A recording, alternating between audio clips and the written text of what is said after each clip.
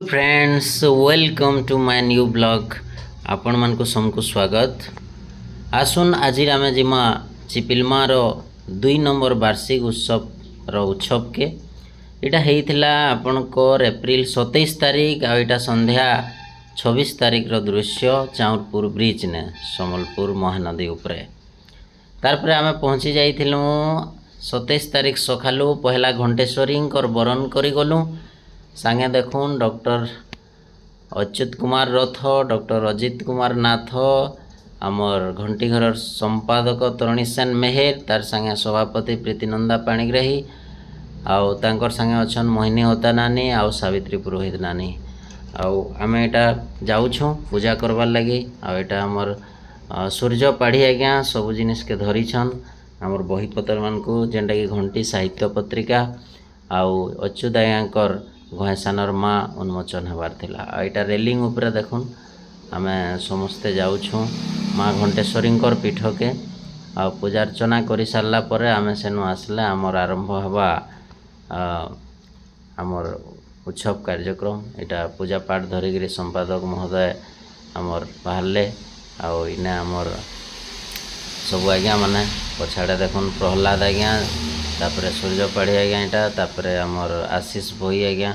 आमे समस्ते एटा जाइछुं पूजा करबार लगी। पहला तो समस्ते बाहरे माँ को उद्देश्य ने दीप गुटे गुटे समस्ते जलाले आउ समस्ते ठियाड़े गिरी इनु आमे फोटो फुटा हेलु। बढ़िया बहुत सुंदर परिवेश आ बहुत भीड़ भी थिला से दिन।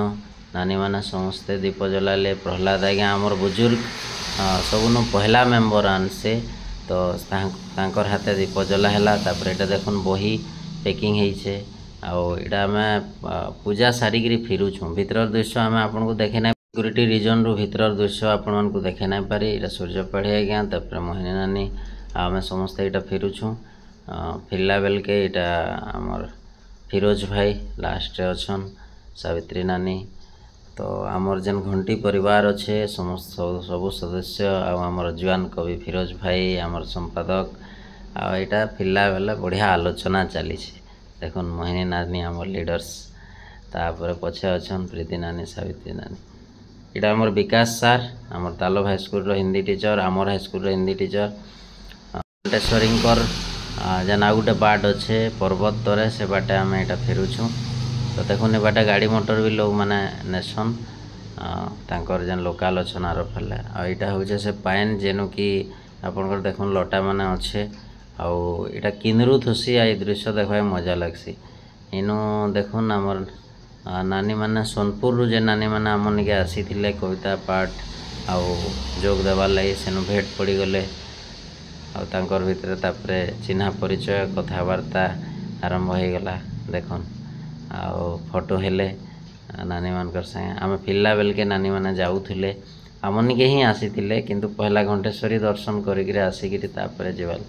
तापरे एटा आमे कार्य हमर पूजा पाठ सरी गला। पूजा पाठ सरला परे आमे एटा फिरला बेले बहुत जगह रे आमे फोटो हेलु आउ फोटो हेइगिरी आमे तापरे धीरे धीरे हमर जेन ओएचपीसी रो क्लब जेने कि हमर प्रोग्राम हेबार थिला से जगह के आमे फिरुछु आउ बाटे एटा फोटो आउ एते दूर जाइगिरी जदि आमे फोटो ना हमा फोटो ही तो मेमोरी है। एटा डॉक्टर रथंकर संगे मैं फोटो होचे जे कि घोषानर माँ रो राइटरन आउ एटा तरुणी सेन गुरु जे कि हमर घंटी पत्रिका सबु के टाइप करिछन आउ हमर उपदेष्टा हमर नानी माने समस्ते सेना ग्रुप रे फोटो सेल्फी बहुत मजा लागला।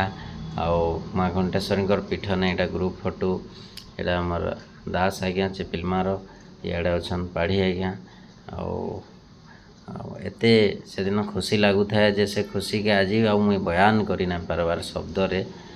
आपण मानकर भल पाइबा वीडियो के देबे आउ लाइक करबे, कमेंट करबे, शेयर करबे आउ घंटी घर सबू वार्षिक उत्सव रो सबू विवरणी पूरा डिटेल्स आपण माने यूट्यूब रे आपण पाई जिवे गुटे पर गुटे। एटा पहला ब्लॉग है आपण माने ब्लॉग के भल पाइबा देबे आ भल लागला निहाती चैनल के सब्सक्राइब करबे, कमेंट करबे आउ सजेशन भी देबे।